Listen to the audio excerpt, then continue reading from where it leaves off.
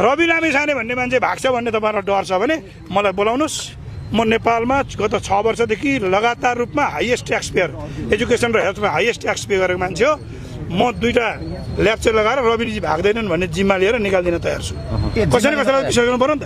एउटा मान्छेलाई चाहिँ हुर्मत निकाल्ने खालको जुन व्यवहार गरिएको छ यो व्यवहार आपत्तिजनक छ र न्यायालयमा भइरहेको विषय भएको हुँदाखेरि यहाँभन्दा बढी यो विषय मैले बोल्न चाहिने। तर म एउटा कुरा भन्छु, अहिले राज्यले, फेरि म तपाईँलाई रिपिट गर्न चाहन्छु, राज्यले जो पीडितहरू हुनुहुन्छ, सहकारी पीडितहरू हुनुहुन्छ, जसको पैसा फसेको छ, जसको पैसा डुबेको छ, जोसँग रविजीको केस रिलेटेड छ भनिएको छ, त्यसलाई चाहिँ पैसा तिर्ने सुनिश्चिततासहित 30 दिनभित्रमा, अझ म त डेटै भन्छु, 30 दिनभित्रमा पैसा ती डिपोजिटरहरूलाई पैसा फिर्ता गर्ने शर्तसहित बरु चाहिँ नयाँ मोडालिटीमा निर्णय गर्न सकिन्छ।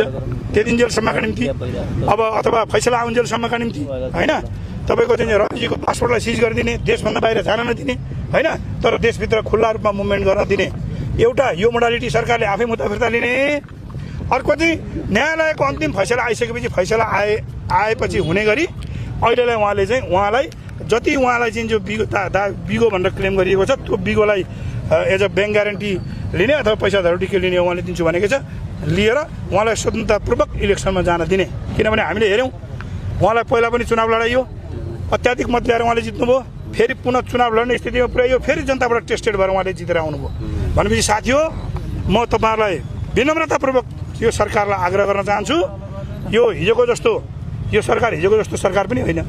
पिपुल्सको म्यान्डेट लिएर आएको, पब्लिकको मतलब सडकको सेन्टिमेन्टबाट आएको सरकार हुँदाखेरि सुशीला श्रीमान तपाईँ चाहिँ सर्वोच्च अदालतको न्यायाधीश, प्रधान न्यायाधीश भइसकेको मान्छे हुँदाखेरि अझ तपाईँको परिवारको हामीले हिस्ट्री हेऱ्यौँ भने त तपाईँको श्रीमान नेपाली काङ्ग्रेसको अथवा डेमोक्रेसीको निम्ति, लोकतन्त्रको निम्ति आफ्नो जीवन नै आहुति दिनको निम्ति तयार भएको एउटा योद्धा भएको हुँदाखेरि म यहाँलाई विनम्रतापूर्वक आग्रह गर्न चाहन्छु, हिजोको गठबन्धनको सरकारले गरेको अपराधिक निर्णयहरूलाई ससम्मान तपाईँहरूले अहिले फिर्ता गर्नुहोस्। त्यो नै नेपाली जनताको पक्षमा, तपाईँहरूको पक्षमा र आम यो देशवासीको पक्षमा हुनेछ। नभएदेखि देशले अझै भाइलेन्स बिहेयर गर्न सक्छ।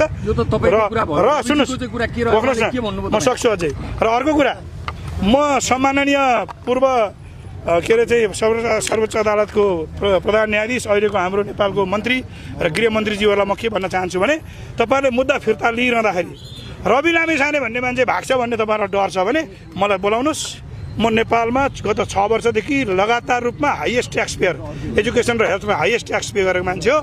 म 2टा ल्याप्चर लगाएर रविजी भाग्दैनन् भन्ने जिम्मा लिएर निकाल्दिन तयार छु। कसैले कसैलाई विश्वास गर्नु पर्यो नि त है। त्यस कारणले गर्दाखेरि सरकारलाई आह्वान गर्न चाहन्छु, यस्ता खालका ओलझोल पूर्ववर्ती सरकारहरूले गरेका